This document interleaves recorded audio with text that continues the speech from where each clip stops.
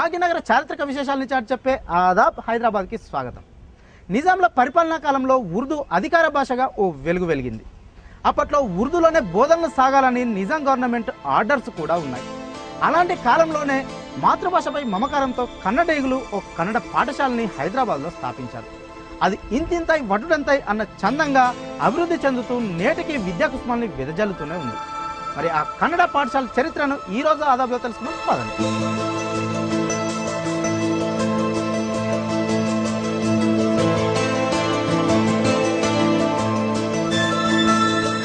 మనం చూస్తున్న ఈ భవనం నృపతుంగ కన్నడ పాఠశాల. ఇదే నిజాంల పాలనా కాలంలో మన హైదరాబాద్లో వెలిసిన మొట్టమొదటి కన్నడ పాఠశాల. ఇది కాచిగూడ చౌరస్తా నుండి బర్కత్పురకు వెళ్లే దారిలో ఉంటుంది. 1928వ సంవత్సరంలో రథసప్తమి రోజున బీజీ చిమ్మల్గే అనే ఓ మహనీయుడు ఈ పాఠశాలని ప్రారంభించాడు. బీజీ చిమ్మల్గే నిజాం స్టేట్లో పోలీస్ డిపార్ట్మెంట్లో ఉద్యోగం చేసేవాడు. తర్వాత అతను ఉద్యోగాన్ని మధ్యలోనే మానేసి గ్రామోఫోన్ పిన్నుల వ్యాపారాన్ని ప్రారంభించాడు. స్వతహాగా మాతృభాషాభిమాని అయిన చిమ్మల్గే కన్నడీగుల కోసం ఓ స్కూల్ను స్థాపించాలని భావించాడు. ఆలోచనని ఆచరణలో పెట్టాడు. గౌలీగూడలోని తన సొంత ఇంట్లో 5 అమ్మాయిలతో కన్నడ పాఠశాలని ప్రారంభించాడు.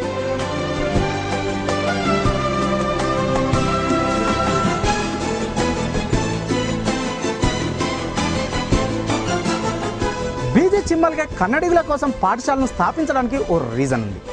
భిన్న మతాలు విభిన్న సంస్కృతుల నిలయం మన భాగ్యనగరం. ఇప్పుడే కాదు, నిజాంల పాలనా కాలంలోనే దేశంలోని వేరువేరు ప్రాంతాల ప్రజలు మన హైదరాబాద్లో నివసించేవారు.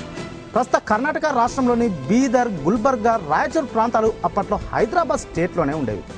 దీంతో అప్పట్లోనే చాలామంది కన్నడీగులు మన హైదరాబాద్కు వచ్చి స్థిరపడ్డారు. నిజాంల కాలంలో సుమారు 2 లక్షల మంది కన్నడీగులు ఇక్కడ వివిధ వ్యాపారాలు చేస్తూ నివసించేవారు.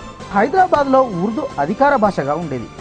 అప్పట్లో ఎవరైనా ఉర్దూ కంపల్సరిగా చదవాల్సిందే. అయితే ఈ నియమం భాషాభిమానులకు కొంత ఇబ్బందిని కలిగించింది.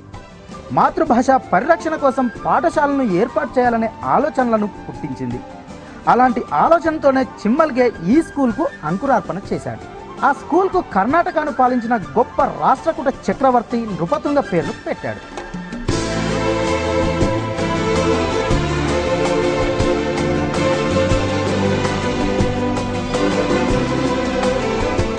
కన్నడ భాషాభివృద్ధి కోసం చిమ్మల్గా చేస్తున్న కృషిని చూసి రామాచార్ అనే కన్నడ వ్యక్తి పాఠశాల భవనం కోసం కాచిగూడలో 2 ఎకరాల స్థలాన్ని విరాళంగా ఇచ్చాడు.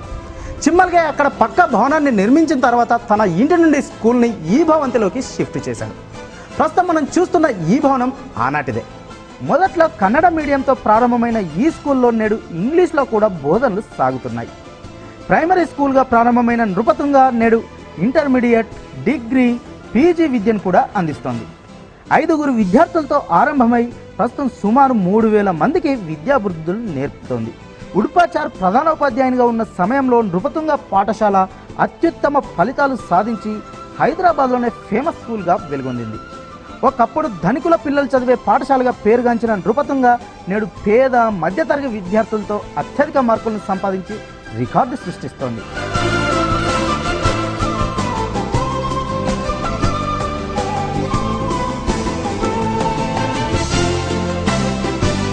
ప్రస్తుతం నృపతుంగ కన్నడ పాఠశాల కర్ణాటక శిక్షణా సమితి ఆధ్వర్యంలో పనిచేస్తుంది.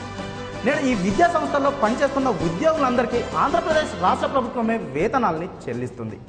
83 వసంతాలు పూర్తి చేసుకున్న నృపతుంగ కన్నడ పాఠశాలలో చదివిన వారిలో నేడు అనేక మంది ఉన్నత స్థానాల్లో ఉన్నారు. కాంగ్రెస్ ఎంపీ వివేక్, మాజీ మంత్రి Vinod, Apollo doctor Vijayanand Reddy, YS అల్లుడు brother Anil Kumar, Sigma hospital director Shyam Sundar, scientist doctor Gururaj Katti, AP administrative terminal member Sudhendra Kulkarni వంటి ఎందరో ప్రముఖులు నృపతుంగలోనే విద్యాబుద్ధులు నేర్వడం విశేషం. ప్రతి ఏడు ఆగస్టు 15న ఈ పాఠశాలలో చదివి ఉన్నత స్థానాల్లో ఉన్న వారిని మేనేజ్మెంట్ సన్మానించడం ఆనవాయితీగా వస్తుంది. ప్రస్తుతం పాఠశాల బోర్డు కమిటీ అధ్యక్షులుగా డాక్టర్ విద్యాసాగర్ మాన్వికర్, కార్యదర్శిగా శ్యామ్ సుందర్ కులకర్ణి వ్యవహరిస్తున్నారు. నృపతుంగ విద్యా సంస్థల అభివృద్ధికి వారు ఎంతగానో కృషి చేస్తున్నారు.